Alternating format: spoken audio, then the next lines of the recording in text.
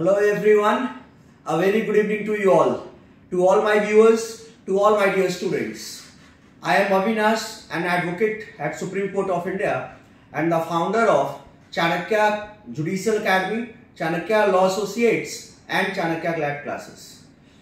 Today, in a very landmark judgment, today means yesterday, Supreme Court observed that when the marriage is found to be null and void, then section 498A of IPC would not be sustainable.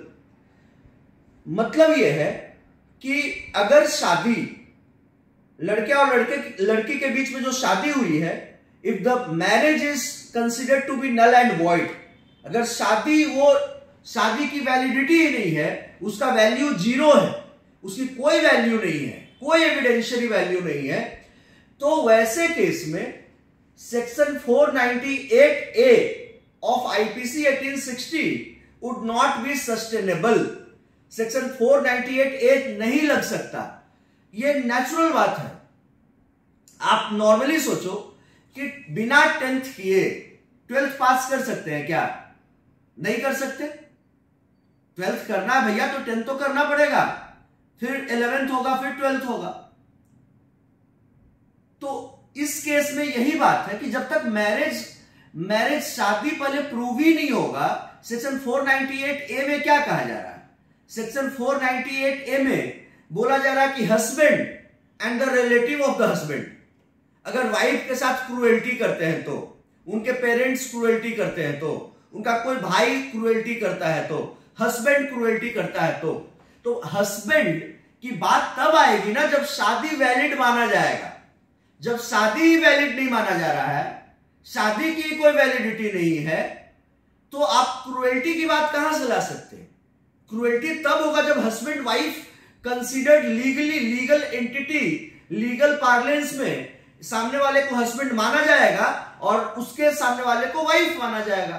लेकिन जब husband and wife का जो जिस बंधन में वो बंधे हैं, मैरिज को ही वैलिड नहीं माना जा रहा है, मैरिज को ही नल एंड वॉइड कह दिया जा रहा है, तो वैसे केस में सेक्शन 498A आईपीसी बिल्कुल भी सस्टेनेबल नहीं होगा. ये केस देखिए कौन सा है, कल ही का जजमेंट है सुप्रीम कोर्ट का. ये केस है P Shiv Kumar versus state. P Shiv Kumar versus state. Justice B.R. Gavai and Vikram Nath के बेंच ने यह ऑर्डर दिया है. और इस केस में जिस केस को साइट किया गया कि पहले Shivcharan Lal Verma versus state of Madhya Pradesh. Mind my words, mind the case. In the case of Shivcharan Lal Verma versus state of Madhya Pradesh in 2007, this judgment was given that when the marriage is considered to be null and void, then in that scenario section 498A IPC would not be sustainable, would not be permissible, would not be applied, right? तो Shivcharan Lal Verma versus state of Madhya प्रदेश को president के रूप में site किया गया. और इस case का नाम क्या है आप सब लोग को मैंने बता दिया अभी कि इस केस का नाम है P Shiv Kumar versus state. इस केस में नॉट ओनली सेक्शन 498A की बात की गई थी, section 3 and section 4 of dowry prohibition act की भी बात की गई थी.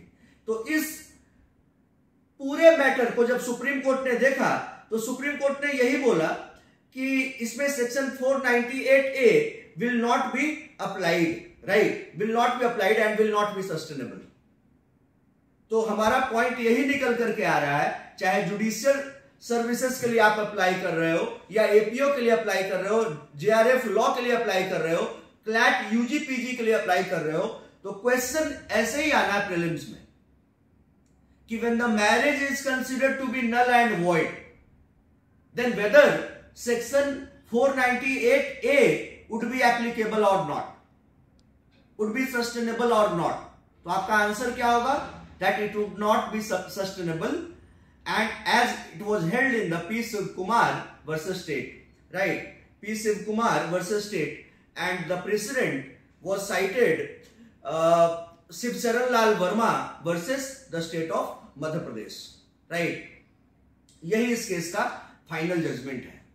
So the appellants were acquitted, right? So the appellants allowing the appeal, the bench acquitted the appellants, जिन्होंने अपील किया था, मतलब जिनके ऊपर चार्जेस लगे थे, जो अक्यूज थे, जिन्होंने अपील किया था, उनको बेंच ने अक्विट कर दिया, राइट?